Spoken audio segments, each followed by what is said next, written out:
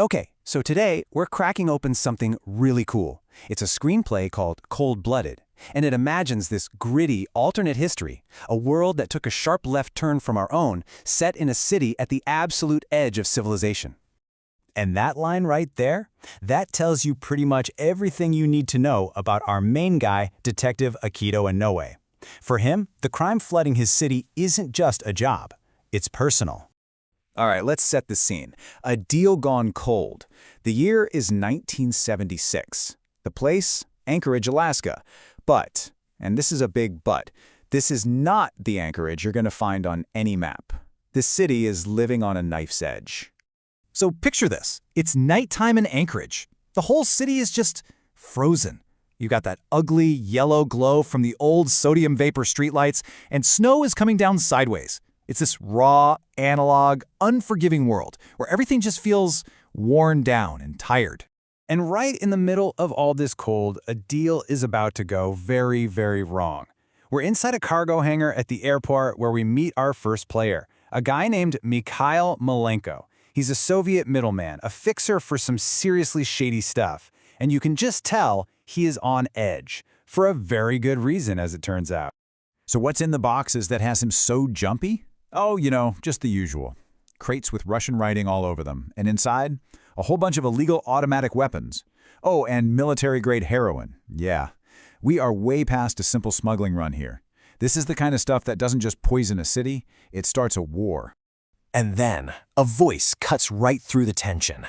That's him. That's our guy, Detective Akito Inoue, stepping right out of the darkness.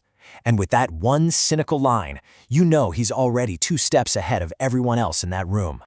So who is this guy? Well, he is your classic, hard-boiled detective, right down to the wrinkled trench coat and cold eyes. He's carrying a Smith & Wesson Model 10, and he's just drenched in cynicism. This is a man who has seen way too much, living in a city that seems determined to chew him up and spit him out.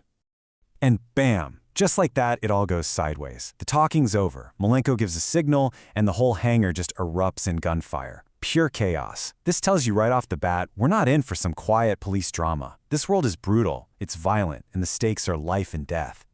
Okay, so you're probably wondering, right? A Japanese detective in Alaska in 1976. How does that even work? Well, that question is the key to this whole thing. And to get the answer, we have to rewind. We have to look at the history of this world, a history that went completely off the rails.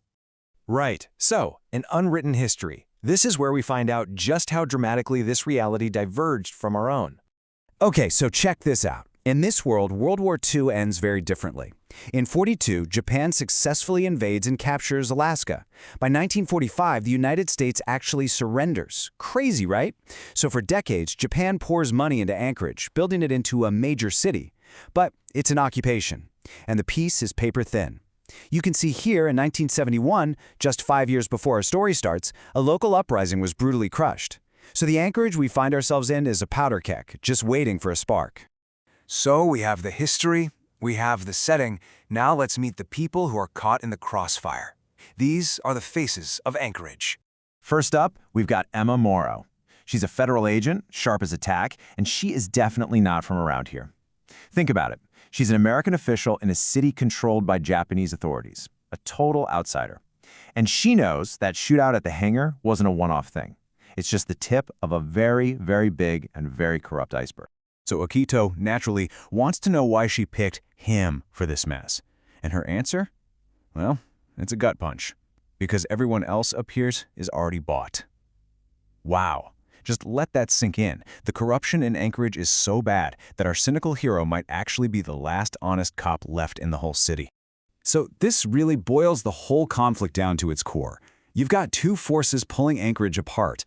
On one side, you have Akito Inoue, our detective. He's trying against all odds to save the city. And on the other side, you've got the guy who's trying to own it. And that guy is Masato Yoshida, the local crime boss, the man in the shadows. He's not the type to yell and scream. He's quiet, controlled, and absolutely lethal. When he's told that Detective Inoue won't back down, he just says, then Anchorage gets colder. Chilling, right? That's not a threat. It's a weather forecast. And he's the storm.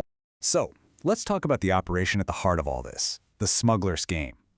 It's the engine driving this whole story, pumping violence and poison directly into the city's veins. And the crisis really comes down to two things, two key illegal imports. You've got Soviet automatic weapons and military-grade heroin. It is a brutal 1-2 punch. The guns give them the power to control the streets, and the heroin creates a captive market and a river of cash. And this thing is a surprisingly slick operation. Here's how it works. Step 1. The goods land at the airport. Step 2. Our nervous friend from the beginning, Mikhail Malenko, brokers the deal. And Step 3. Yoshida's crime syndicate takes control, pushing it all onto the street. So when Akito crashed that party, he didn't just stumble onto a deal. He stuck a crowbar right into the gears of the whole machine. Which brings us to the heart of it, really. One cop against the snow. It's about one man's impossible struggle against a system that's completely rotten, in a city that might be too far gone to even want to be saved. And at a quiet moment, Emma just lays it on the line. She asks Akito the one question everyone's thinking. You ever think about leaving? I mean, why stay, right? Why fight a battle that you almost certainly can't win? And his answer, this is what it's all about. Because if I do, this place belongs to men like them. That's it. That is his whole reason for being. This isn't just about closing a case for him.